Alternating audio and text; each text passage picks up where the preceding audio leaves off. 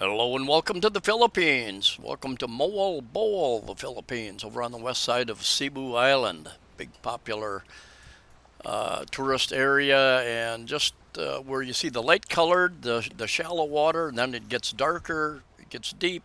Uh, they've got virtually daily, and most of the day, I think, they've got sardine runs. Millions and millions of sardines run off there. You can rent a mask, a diving mask, snorkeling mask, and breathing apparatus, and a life preserver, and just walk out there, paddle out there, and yeah, just amazing what you can see. And you'll probably see, good chance you will see turtles as well, huge sea turtles. So really, really interesting place. Now we're just leaving. I was there for a couple of days. This was actually a couple of years ago, and 2022, and with the government lockdowns, open a little while, closed a little while, still almost no tourists down here at that point in time.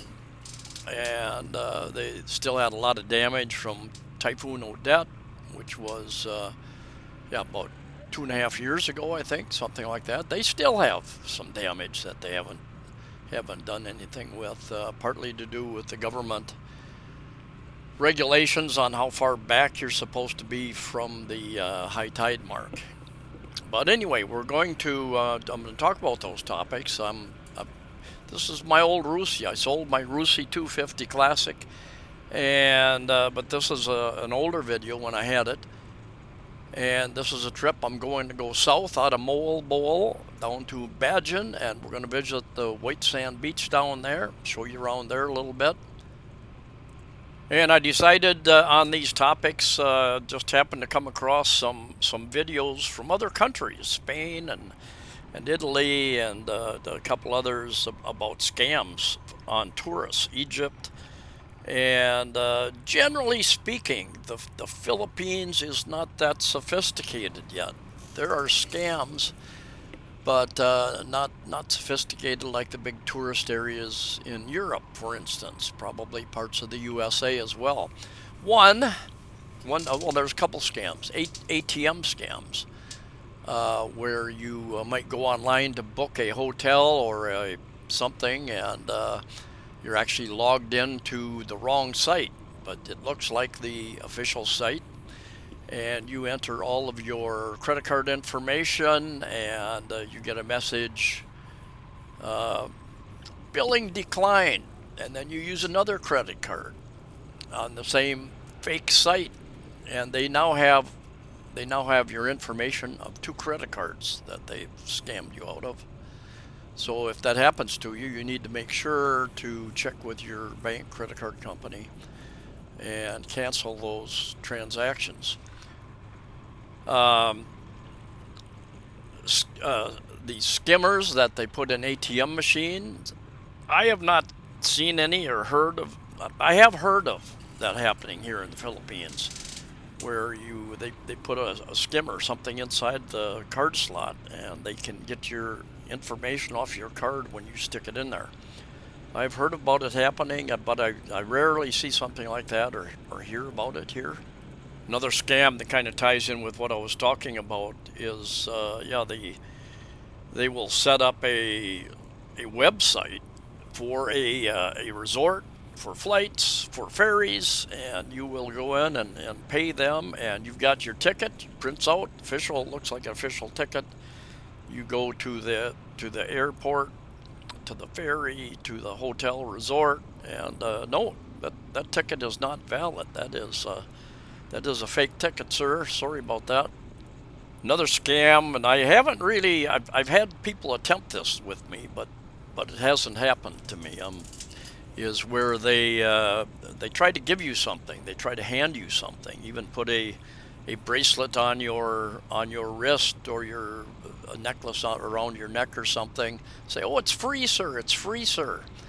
And this happens in the mall even, but I don't think they're scam. They're just trying to get you over to their booth to sell you some overpriced thing, like sea salt, magic sea salt, or something like that. I've had it happen. Outrageous prices that they tried to sell me, and and then it's, or are you a senior, sir? Oh, we're going to give you a 20% discount. Are you an American? Oh, we're going to give you another 20% discount. You know, so you know, if it sounds too good to be true, most naturally it probably is. But yeah, beware of that. I get people trying to sell me pearls. Very common. You show up to some tourist area and there's somebody there with pearls. It claims to be pearls anyway, and they'll take a lighter out and put fire to the pearl. See, it's real, sir. It's real. It won't melt. And I don't. They could be pearls, but you know, do you want? It's up to you whether you want to spend money on something like that. Could be glass. Another taxi scam. I had it happen many years ago. I've been here 9 years, and I was riding with this taxi just around town, and I asked him how much to go to Moalboal, and he said, "Well, let's go right now. I'll only charge you 600 pesos, $12, about $12 for a three and a half hour trip and back." Another 3.5 back, and well, I know that most taxis charge about 3,000 at the time. Now it's more like 3,500. So I was pretty sure what was going to happen. Either he was very naive and really didn't know how far it was, or he was going to get partway there, most of the way there, and say, "Oh, I didn't realize it was so far, man. You know, I need to get a lot more money." You can hire Cebu City. I find that most of the taxi drivers here are very honest. They will quote you a fair price, the going rate.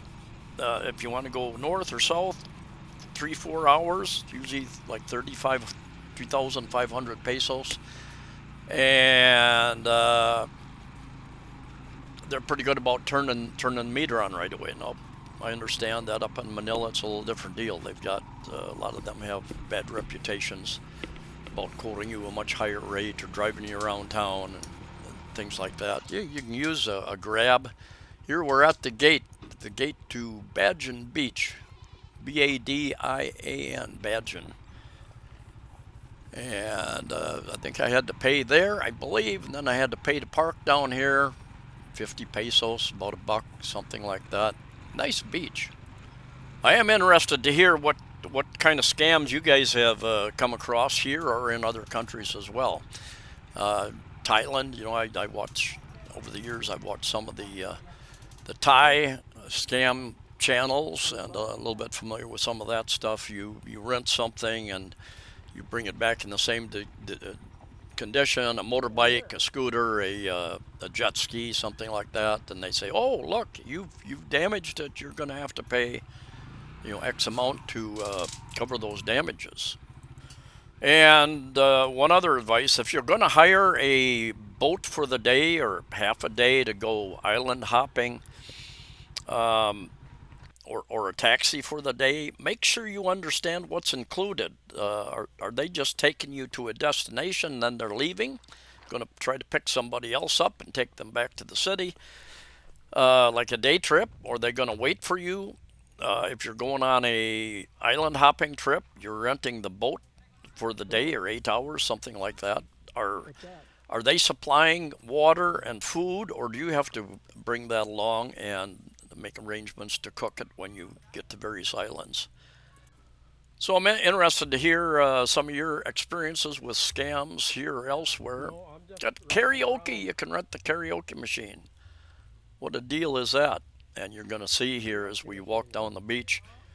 Virtually, I'm basically the only person out there. There are a couple of kids, and probably could have got a really good deal at one of these rooms down here, because, like I said, virtually just no one there at all. But it's too early for happy hour. Oh, no. Too early. Say hello to the world. Hello. Welcome to Basdion Lambo Beach Resort. All right, party time. Party time. It's sure, bro. It's shot. Shit. You alone? Yeah. Going to Basdion Island? You're going to Basdion Island? I think it was a little afternoon. A little afternoon. I walked way down the beach and came back, and I was tempted to take those guys up on a couple of cocktails there, but they were already gone. They had finished off their bottle of gin and orange juice or pineapple juice, whatever it was. They were gone, and I was going to be riding for a while, so I decided that's a good idea. I didn't partake. This is Basdion beach, but there is an island just off, and you can take you can pay somebody to take you over in a little banca, which is a boat. Somebody said, "Don't say banca boat, because banca means boat, and it's like saying boat boat." Anyway, yeah, and there's over on that island, Basdion Island. Sounds like they're saying Virgin Island to me, but Basdion Island. And I think there's at least 2 resorts over there that you can book, and probably worth a shot going over there. There are also several resorts just up to the right here, back there, and then, like I said, they have complied. I think they have to be, I think, what, 30 meters away from high tide mark, something like that. I forget. I've heard 20. I've heard 30.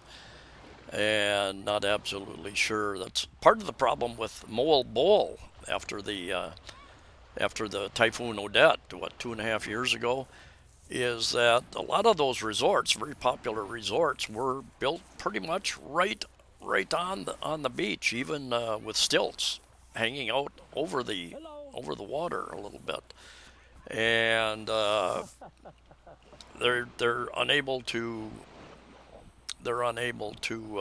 rebuild there because that's against the law, basically. Although there were, last time I was there about a year ago, this video I'm making now is like a little over 2 years old. Um, there were some resorts that were open right on the beach, but most of them were down on the road going out back towards the downtown area and not on the beach. Nice, really warm water out there, almost like bath water. I read an article the other day saying that Boracay, you've all heard of Boracay, one of the top beaches in the world, white sand beaches, and I've watched a couple of videos about that area, and I'm not really drawn to it myself to be around thousands of foreign tourists. I'm more something like this, where I'm around Filipino culture. Um, but I read the article that Boracay is losing its appeal with a lot of people, foreigners as well as others, and Panglao Island, the Panglao beaches on the south end of Bohol Island have become. I think the article said, I'll have to reread it and do a story about that. Has become much more popular partly because they have an international airport there on Bohol, and I haven't checked, but I suspect they're getting some direct flights in there now, so they don't have to come through Manila and or Cebu City, perhaps, not positive. Little interesting news on the bar scene. I live in the uptown area. Mango Avenue, it used to be the entertainment hotspot here in Cebu City, 2015, 16, 17, I think. And then for whatever reason, the government officials decided they didn't like the story I've heard.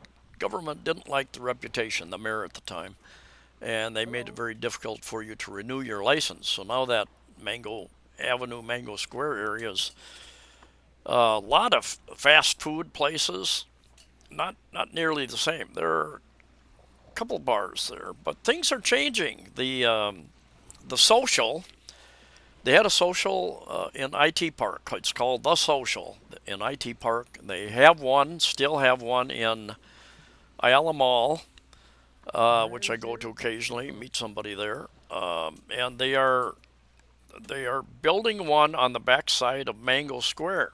And I talked to one of the owners, Kevin, the other night, and he said it's probably going to be middle of October before we open up down there. But that's going to be kind of an interesting place.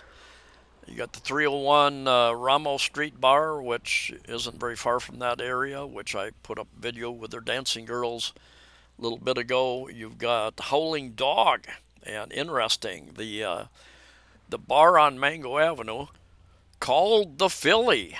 It's been called the Philly for a couple of years. Many years ago it was, what was it, All Star Sports Club, something like that. And then a guy or a group of people, I think, a group of people bought it and named it the Philly. And they have sold out. They closed. They were closed the other night when I walked by there. And now I've read on some expat forums that Howling Dog 2 is going to move into that area. So that will be interesting. And they are hiring girls and bartenders and anyway, that quite a bit bigger space than what they have at Howling Dog down the street a bit. So that will, yeah, things are changing. Things are changing.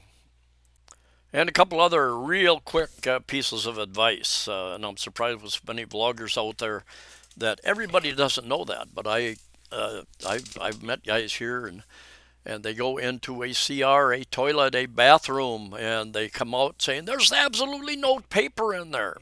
Carry paper. Carry tissue paper if you need to. Wipe your butt or wipe your hands or carry soap. Most of these places don't have soap. Even if they have a soap dispenser, it is empty. Air hand dryer the other day. I was in one of the big newer malls and the hand dryer didn't work. I reached for the tissue. It didn't work. I reached for the soap dispenser. It didn't work. It was out. So be prepared. Bring new, at least in very good condition, $100 bills or $50 bills with no writing, no tears, not crumpled up, or many places will not exchange those bills for you to pesos. Get small bills. If you're changing 100 at the airport, they only give you 1,000 peso. Tell them no. I need at least 1,000 in smaller bills. Taxi drivers, a lot of stores do not have change. They're always asking, "Do you have smaller change?" We don't. We'll have to go run and try to find some if you don't have it. The first time I exchanged a larger sum of money into pesos, $100 U.S. bills, I went to a bank. I thought that was the easiest, most convenient. Banks on a lot of corners. Went in there, and they are regulated differently than these money exchangers that are in the malls and on the streets. And boy, it must have taken 30 minutes or longer than that. I think she had to record every serial number on each bill, and in the end she asked me, well, how do you want that? How do you want it split up? And I said, I'm not sure. You're the expert. You handle money every day. You decide. And man, she gave me, I don't know, a lot of 20s, a lot of 50s, a few 200s, some 500s, and some 1,000 peso bills. And I had a big stack. Barely had enough pockets to put it all in, which was kind of foolish for me to do that. But there are like here in Cebu City, the mall outside of Ruston's, the grocery store. They've got a place that gives a pretty good rate. I think outside of Metro grocery store in Ayala, they give a pretty good rate. Uh, Street vendors are probably going to give you a lower rate, and they vary even in the mall. There might be 7 or 8 different money exchange places in Ayala Mall, and each of them is a little bit different. Uh, so if that's important to you, there were a few times I have used a money transfer service, and there are a number of TransferWise, which is Wise now, MoneyGram, World Remit. There's dozens of them. Depends upon what country you live in. They will cater to people in those regions of the world. Um, I did use Zoom, I think it's called. They're owned by PayPal now, and because I have a PayPal account, it's just easy. They don't give me the best rate, but it's easy. And because they don't give me the best rate, I send myself $100 bills. I send myself, 500 or 800, and I go to, now not every money exchange place here in the Philippines has $100 bills. So when I go there, if they're out, the ones that I have used in the past, if they're out, I say, well, can you transfer that to pesos then? And then they give me, rather than Zoom giving me a lower rate, I'm getting my hundreds, and and the transfer company here in the Philippines gives me a pretty good rate. I know which like Lou Hillier. Just depends upon who I want to use at the time, and they just have me sign a thing saying I receive pesos instead of dollars. And it's a different culture here. English is their second language, but it is their second language, and there can be confusion in the words that you use.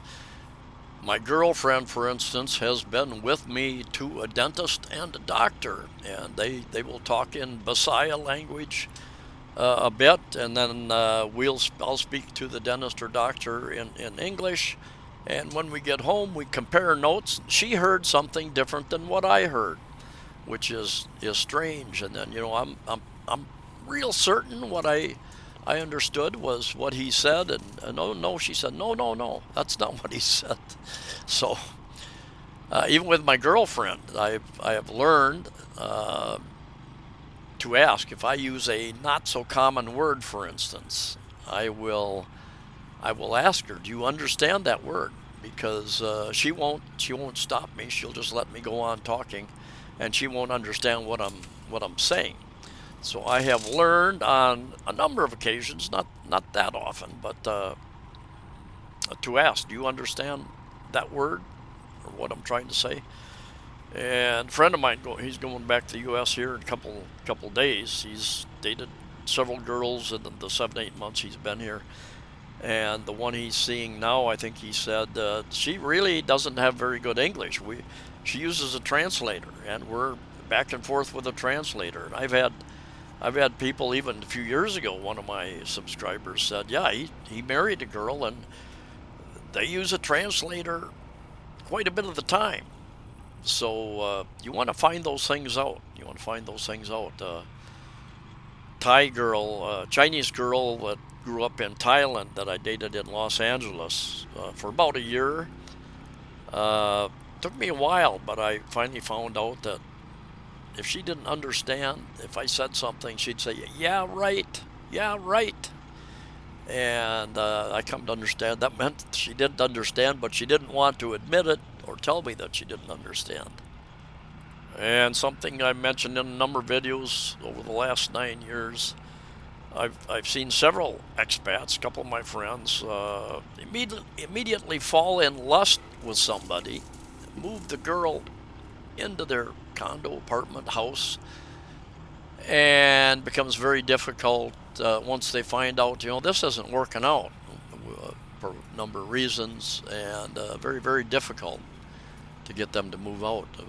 Part of that is face. Very embarrassing. They've told their family, friends, co-workers, "Hey, I've got a foreigner," and everybody's happy for her, and very embarrassing to lose that relationship. So my advice is, just like so many other people put out there too, is take time to get to know somebody, and